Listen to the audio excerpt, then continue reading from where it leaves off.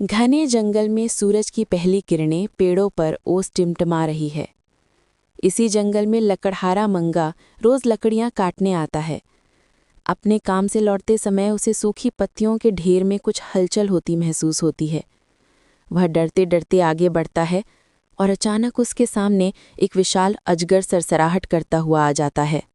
मंगा पीछे हटने ही वाला होता है कि अचानक अजगर बोल पड़ता है, डरो मत मानव, मैं तुम्हें नुकसान नहीं पहुंचाऊंगा। मंगा हैरान हो जाता है। पहली बार उसने किसी सांप को बोलते सुना था।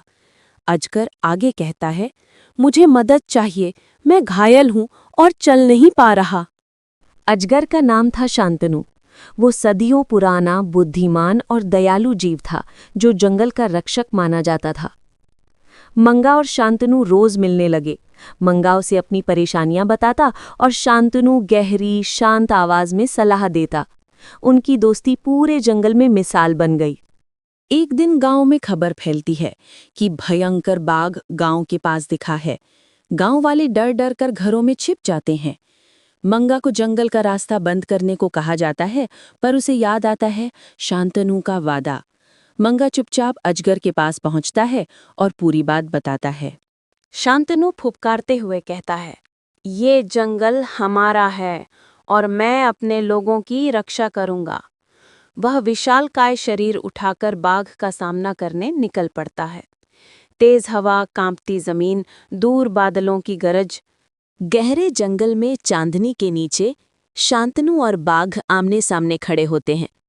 दोनों गरजते हैं और एक धांसू संघर्ष शुरू होता है। कुछ देर बाद नागिर बाघ को जंगल के अंदर दूर भगा देता है। गांव बच जाता है।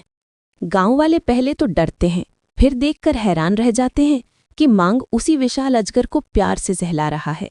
मंगा कहता है, डरिए मत, ये हमारा रक्षक है, मेरा दोस्त। धीरे धीरे सबका डर खत्म हो जाता है और शांतनु को जंगल का मित्र नाग कहा जाने लगता है। सूरज ढल रहा था। मंगा और शांतनु पहाड़ी पर बैठकर जंगल को निहारते हैं। शांतनु कहता है, इंसान और जानवर में फर्क सिर्फ सोच का होता है। दिल में दया हो तो हर जीव अपना बन सकता है। मंगा मुस्कुराता है, दोस्ती का ये बंधन अब हमेशा के लिए था।